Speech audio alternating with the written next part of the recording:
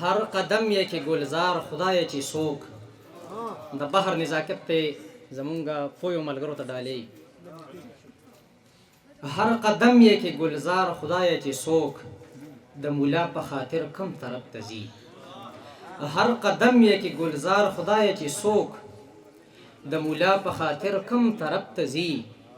د سړي باطن هم ځي خو اکثر د سړي چې ظاهر کم طرف ته ځي.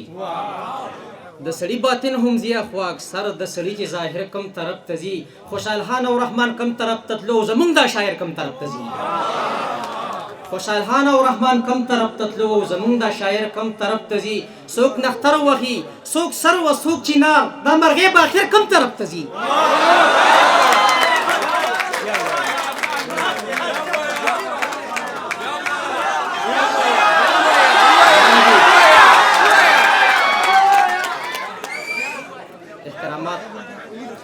څوک نختر وهي څوک سر و څوک چنار دا مرغۍ به اخر کم طرف ته ځي.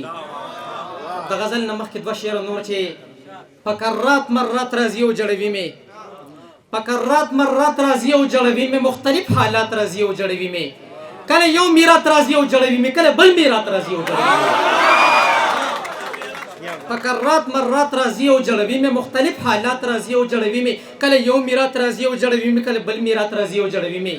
د غزل مطلب چې د هجر د الزام که د تاوان تذکره وکړي د مینې به سړی د کم داستان تذکره وکړي. د هجر د الزام که د تاوان تذکره وکړي د مینې به سړی د کم داستان تذکره وکړي.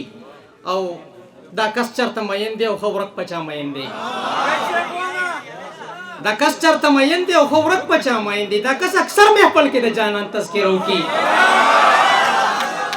دا کس چرته مین دی او ښه ورک په چا مین دی. دا کس اکثر محفل کې د جانان تذکره وکړي. او بدر صاحب څوک نشته چې د ښکلي د ښایست په انجام پوهېږي.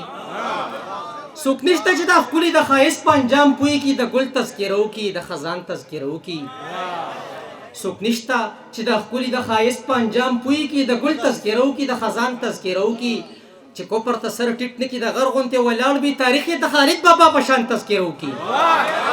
چې کوپر ته سر ټیټ نه کړي د غر غوندې ولاړ وي تاریخ یې د خالد بابا په شان تذکره وکړي. او بدر صاحب پخوا به پت خېږله توره ننګ وه وفا وه پخوا به پت خېږله توره ننګ وه وفا وه په کور کې کله کله بابا جان تذکره وکړي.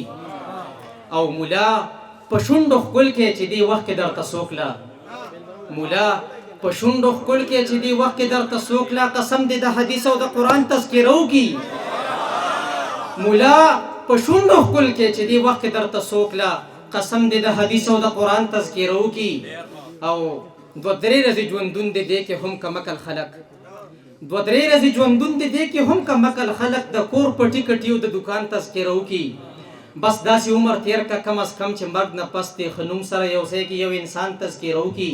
خپې لاس سترګې غوږونه زړه مازغه یکن فکانه انسان به ستا د کم کم یو احسان تذکره وکړي.